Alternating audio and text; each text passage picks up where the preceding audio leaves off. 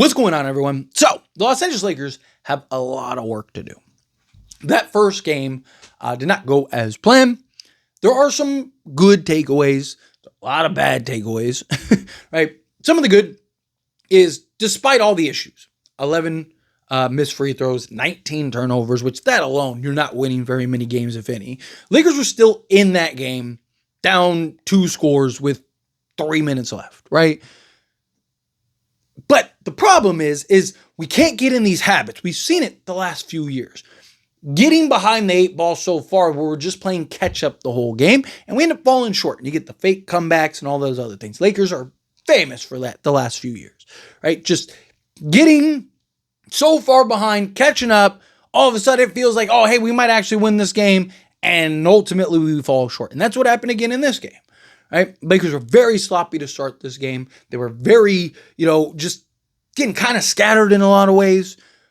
And it shows how important preseason is, right? You saw a Warriors team that played all their guys in preseason, that got reps in preseason, that brought back most of their guys from last year this year, right? You saw a Lakers team who's injecting a bunch of new guys and didn't get the reps in preseason and looked a little awkward, and the chemistry wasn't quite right, and guys weren't really in positions, and Luka had to put on the cape and do heroics just for us to lose by 10. I mean, if Luka Doncic has to play 41 minutes a game and put up a 45-point near triple-double, he was 1 assist away from a triple-double, and actually play defense and look great on both sides of the basketball, for us to lose by 10, not going to be a very good basketball team, right? But, same breath, I don't want to overreact. It's one game, right? Talk about the pendulum swing, all that we don't.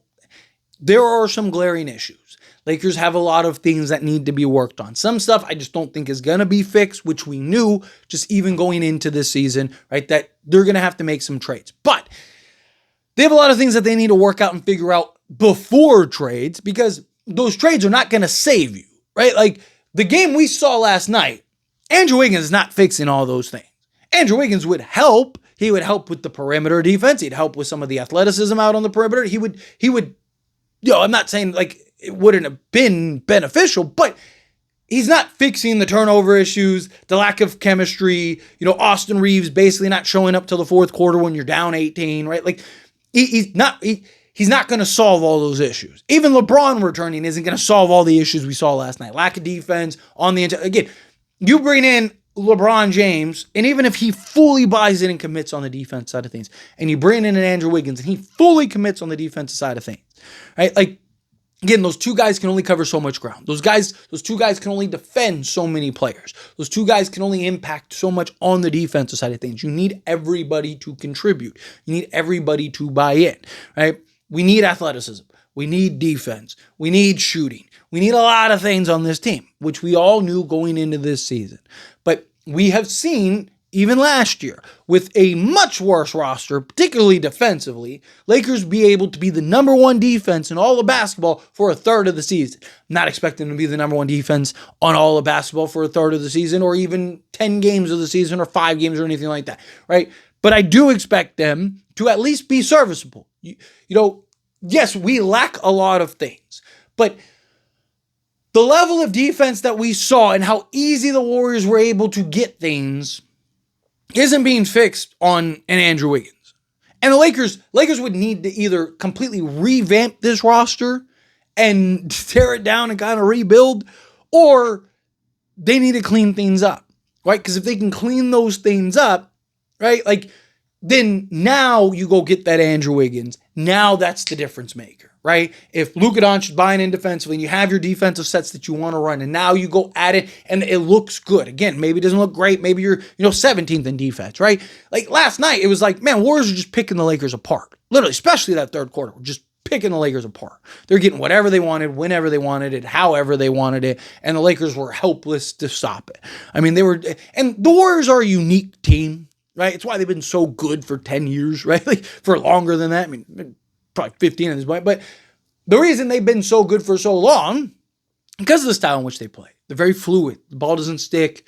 They're constant, you're running into a screen, fighting through that just to run into another screen. They're doing all these pin downs and all this misdirection and stuff like that to just create advantage opportunities on the offensive side. I mean, they're unlike any other team in the league, right? So you're going to have, especially a team like this in the way that it's built, is not going to look as good as, like, say, Minnesota. We might look better defensively against, just because, again, yes, they have the size, the athleticism, right? Things like that. But they're not, like, they're a little more straightforward offensively, right? Like, you know, and you can go with guys like Jared Vanderbilt, who can kind of try to slow down Anthony Edwards a little bit, things like that, right? So there's a lot of things that go into it, right? But Lakers need to be better defensively, because, again, you go get an Andrew Wiggins, it's not solving that. So there's a lot of things that I do think that the Lakers will, I mean, they're not going to average 19 turnovers a game. If the Lakers have 12 turnovers instead of 19, they probably win that game,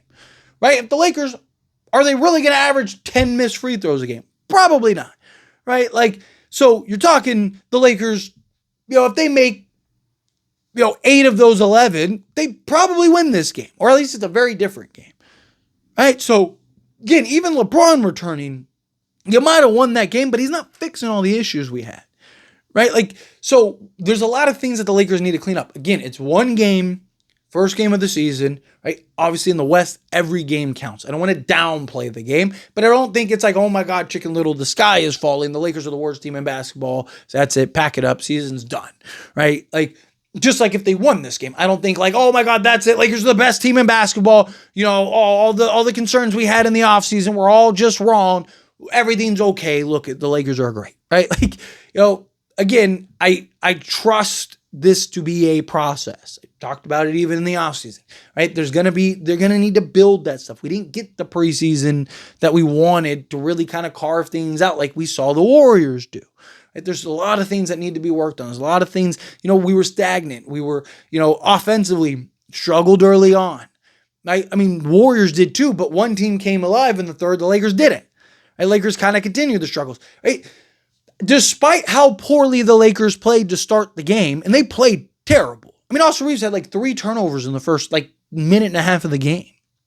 All right, so despite the poor play, Lakers, if it wasn't for that silly foul on Jimmy Butler to end the first half, Lakers are winning going into halftime. So that's a positive. Lakers, again, despite how poorly they played for 3.5 quarters, or almost 4 quarters, right, for basically 85% of that game, they were down 2 scores with 3 minutes left and a chance to potentially win that game.